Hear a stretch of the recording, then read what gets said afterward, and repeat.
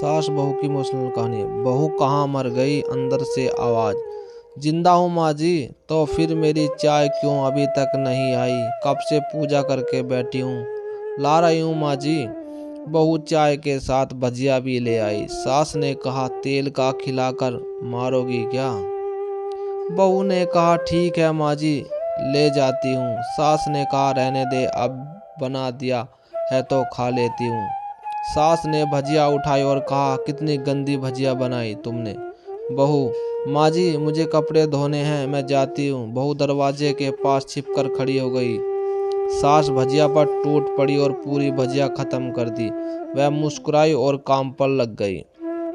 दोपहर के खाने का वक्त हुआ। सास ने फिर आवाज़ लगाई, कुछ खाने को मिलेगा? बहू ने आवाज़ नहीं दी। सास फिर चिल्लाई, भूखे मारोगी क्या? बहू आई, सामने खिचड़ी रख दी। सास गुस्से से, यह क्या है? मुझे इसे नहीं खाना, इसे ले जाओ। बहू ने कहा, आपको डॉक्टर ने दिन में खिचड़ी खाने को कहा है, खाना तो पड़ेगा ही। सास मुंह बनाते हुए कहा, तू मेरी माँ बन जा। बहू फिर मुस्कुराई और चली गई। आज इनके घर पूजा थी। बहू सवेरे सुबह 4 बजे से उठ गई।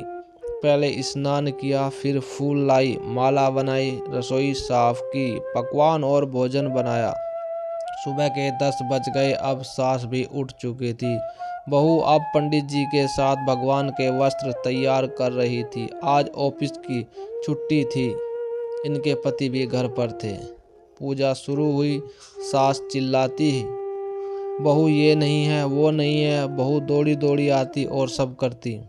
अब दोपहर के 3 बज गए थे। आरती की तैयारी चल रही थी। पंडित जी ने सबको आरती के लिए बुलाया और सबके हाथों में थाली दी। जैसे ही बहू ने थाली पकड़ी, थाली हाथों से गिर पड़ी। शायद भोजन बनाते हुए बहू के हाथों में तेल लग गया था, जिसे वह पोंछना भूल गई थी। सारे लोग तरह तरह की बातें करने लगे। कैसी बहू है, कुछ नहीं आता, एक काम भी ठीक से नहीं कर सकती, न जाने कैसी बहू उठा लाए। एक आरती की थाली भी संभाल नहीं सकी। उसके पति भी गुस्सा हो गए, पर सास चुप रही, कुछ नहीं कहा, बस यही बोल के छोड़ दिया, सीख रही है, सब सीख जाएगी धीरे धीरे। अब सबको खाना परोसा जाने लगा। बहू दौड़ दौड़ के खाना देती, फिर पानी लाती। करीब 70-80 लोग हो गए थे। इधर 2 नौकर और बहू अकेली। फिर भी वहाँ सास वह सारा काम बहुत ही अच्छे तरीके से करती। अब उसकी सास और कुछ आस पड़ोस के लोग खाना खाने पर बैठे। बहू ने खाना परोसना शुरू किया। सबको खाना दे दिया गया। जैसे ही पहला निवाला सास ने खाया, तुमने नमक ठीक नहीं डाला, क्या एक काम ठीक से नहीं करती? पता नहीं मेरे बाद कैसे ये घर संभालेगी। आस पड़ोस वालों को तो जानते ही हो ना साहब, वो बस बहाना ढूंढते हैं नुक्स निकालने का। फिर वो सब शुरू हो गए, ऐसा खाना है, ऐसी बहू है, ये वो वगैरह वगैरह। दिन का खाना हो चुका था। अब बहू बर्तन साफ करने नौकरों के साथ लग गई। रात में जगराता का कार्यक्रम रखा गया था। बहू ने भी 1-2 गीत गाने के लिए स्टेज पर चढ़ी। सास जोर से चिल्लाई, मेरी नाक मत कटा देना, गाना नहीं आता तो मत गा, वापस आ जा। बहू मुस्कुराई और गाने लगी। सबने उसके गाने की तारीफ की, पर सास मुंह फुलाते हुए बोली, इससे अच्छा तो मैं गाती थी जवानी में, तुझे तो कुछ भी नहीं आता। बहू मुस्कुराई और चली गई। अब रात का खाना खिलाया जा रहा था। उसके पति के ऑफिस के दोस्त साइड में ही ड्रिंक करने लगे। उसका पति चिल्लाता, थोड़ा बर्फ लाओ, तो सास चिल्लाती, यहाँ दाल नहीं है। फिर चिल्लाता, कोल्ड ड्रिंक नहीं है, पापड़ ले आओ। इधर उधर आखिरी में उसके पति की शराब गिर पड़ी उसके एक दोस्त पर और बोतल टूट गई। पति गुस्से में दो झापड़ अपनी पत्नी को लगाते हुए कहता है, जाहिल कहीं की, देखकर नहीं कर सकती, तुझे इतना भी काम नहीं आता। सारे लोग देखने लगे। उसकी पत्नी रोते हुए कमरे की तरफ दौड़ी। फिर उसके दोस्तों ने कहा, क्या यार, पूरा मूड खराब कर दिया। यहाँ नहीं बुलाया होता, हम कहीं और पार्टी कर लेते। कैसी अनपढ़ गंवार बीबी ला रखी है तूने, उसे तो मेहमानों की इज्जत और काम करना तक नहीं आता। तुमने तो हमारी बेइज्जती करा दी। अब आस पड़ोस की औरतों को और बहाना मिल गया था। वो कहने लगी, देखो क्या कर दिया तुम्हारी बहू ने, कोई काम की नहीं है। मैं तो कहती हूँ अपने बेटे की दूसरी शादी करा दो, छुटकारा पाओ इस गवार से।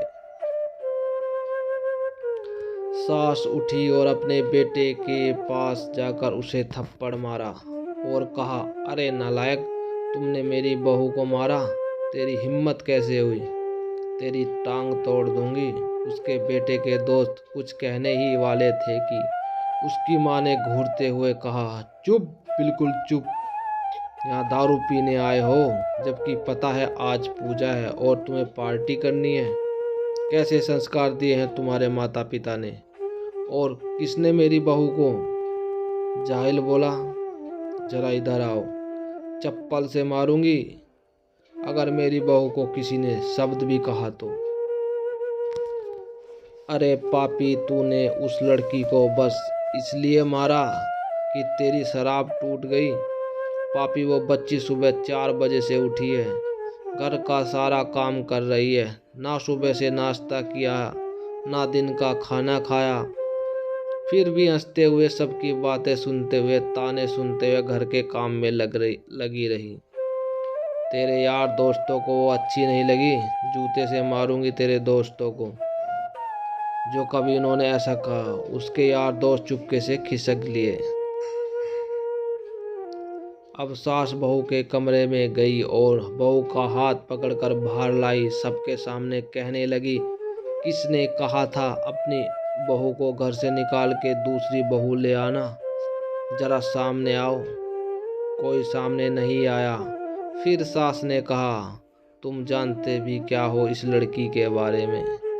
ये मेरी माँ भी है, बेटी भी है। माँ इसलिए मुझे गलत काम करने पर डांटती है और बेटी इसलिए कभी कभी मेरे दिल की भावनाएं समझ जाती है।